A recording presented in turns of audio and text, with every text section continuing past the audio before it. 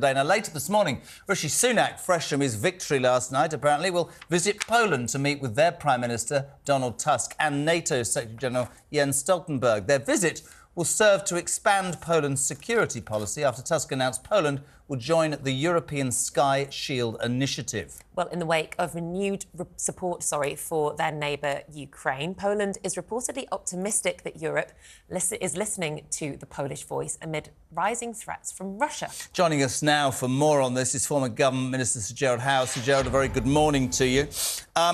We'll talk in a minute about more aid to Poland. That announced as well today. How significant is this visit to Poland this morning, my friend? Well, good morning, Nicola and Jeremy. I think it's very significant indeed, because we have just seen in the United States a major advance in that the House of Representatives voted fairly decisively in favour of a $60 billion package of military support to Ukraine, which has been held up largely by a number of Republicans, which I find personally extraordinary and somewhat distasteful, but it still has to go through the Senate, where it might find more difficulty. So I think that meeting in Poland today is going to be very important, because what it has to do, it has to show that the European members of NATO are going to back up their call that if Putin wins in Ukraine, he will not stop there. That is what the Prime Minister has said overnight. He is absolutely right. And the European nations need to step up to the plate, and they need to step up to the plate fast. They need to make sure that we match what the United States is doing, that we match it quickly so that Ukraine is able to defend itself from the kind of attack that it is seeing day after day, as we all saw here happen to Israel when 300 rockets, missiles, and so on were rained down on Israel by Iran just 10 days ago. Most of them, 95% plus, were intercepted and taken out. We have to provide the Ukrainians with similar defense, and we also have to supply them with offensive material so that they can drive out the invader, drive out Russia from occupying somebody else's land. Sorry, Nick. No, I was going to say, Sir Gerald, when we introduced this segment, we mentioned there the European Sky Shield initiative. Yeah. I just think it might be worth explaining to viewers and listeners what exactly that initiative is and who is a member of it currently. Well, to be perfectly honest, I'm not entirely certain, Nicola, exactly who's a member of it. But what we have seen in Israel, I think, has demonstrated beyond doubt to all those in European NATO, because, of course, the Americans have long had a ballistic missile defense department. We have to make sure that we provide that sort of equipment to Ukraine as quickly as possible. But, Nicola, what we've got to stop doing is endlessly talking. The Germans have prevaricated and prevaricated and prevaricated. Can I jump in, Sir Gerald, because I think this is really relevant. Can I just jump in a sec? Because I know everybody goes, he's off on one again. And those people who go, oh, why do you support the Ukraine war? Because, as I've said until I'm blue in the face, if he wins Vladimir Putin in Ukraine and puts one step outside that country, NATO will be at war, which is our war. Can I look at the figures that you just brought up? And far be it from me to defend Donald Trump, and there's many parts of Donald Trump I don't like, but he does have a point when he says they have just passed a bill giving £60 billion.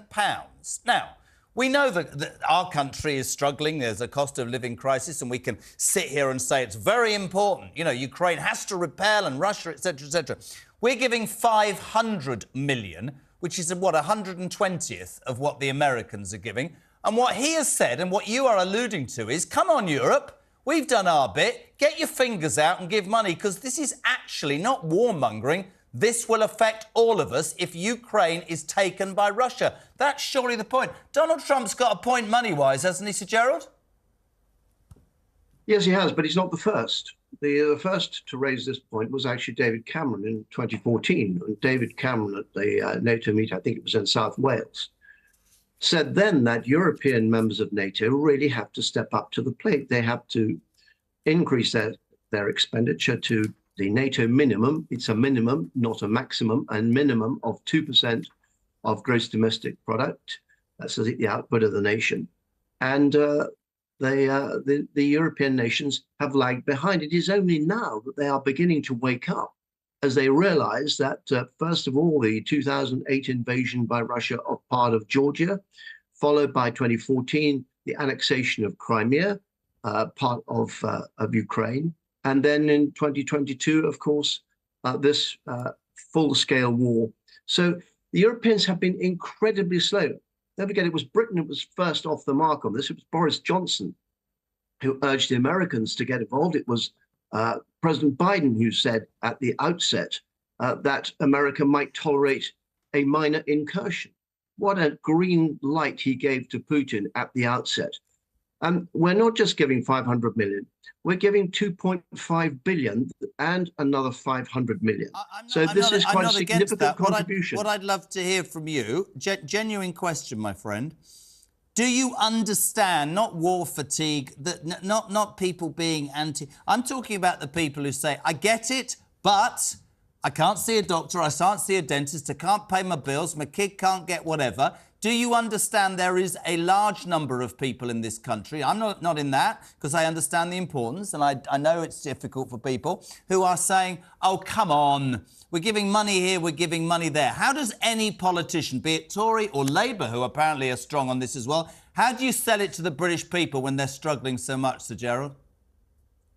Well, there's no doubt there is an element of fatigue, and the more that this drags on, that fatigue will grow. That was always anticipated right at the outset, which is why Ben Wallace, when he was Secretary of State for Defence, Boris Johnson as Prime Minister, were beating the drum that we should be stepping up there and then our contribution to help Ukraine. Had it not been for Britain providing NLAW anti-tank weapons before the Russians invaded, it might have been a different story altogether. But I don't sense that the British people feel the way that you are suggesting. Yes, they're having they've had a tough time thanks to the pandemic and thanks to the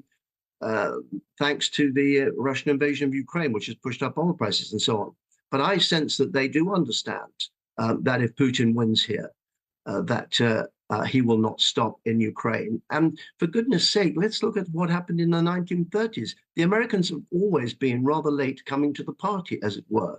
They were in the First World War and they were in the Second World War. They need to understand that they are affected as well, because if Putin wins in Ukraine, not only will he seek to extend his attempt to rebuild the Soviet Union, but it will give encouragement and embolden all those other tyrants around the world, particularly Iran and particularly China, whose leader has said he intends to take back Taiwan by force, if necessary, by 2050. And the Americans are very committed to the support of Taiwan. So it is in their interests, it is in all our interests to ensure that the world order is sustained and that a tyrant like Putin, wanted for war crimes at the International Criminal Court in The Hague, that he is stopped and that he and his men are thrown out of Ukraine. Gerald, what would you say to people who may argue that there could be a diplomatic solution to this conflict between Russia and Ukraine? Donald Trump. Well, it's a good question. And I suppose there is a possibility that at some point down the track, it may come to that, but it will not come to that unless Putin recognizes that he is going to be driven back. And I've spoken to a number of my Ukrainian friends. I was, of course, chairman of the All-Party Ukraine group in Parliament.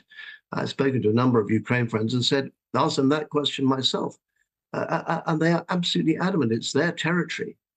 Their territory. And of course, they are, as I'm repeatedly say on this program, by the Budapest Memorandum of 1995, signed by Boris Yeltsin on behalf of Russia, Bill Clinton on behalf of the United States, John Major on behalf of the United Kingdom, no France, no Germany.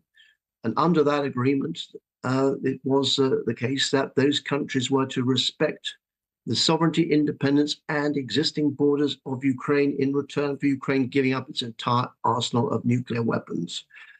Ergo, this is complete affront, and I don't see why the Ukrainian people should have to give up their territory, which was protected under that Budapest Memorandum of 1995, because a tyrant has inflicted such brutality on their country. Couldn't agree more. Sir Gerald, always an absolute pleasure, my friend, to have you on the show. Thank you so much indeed. We'll speak to you very, very soon.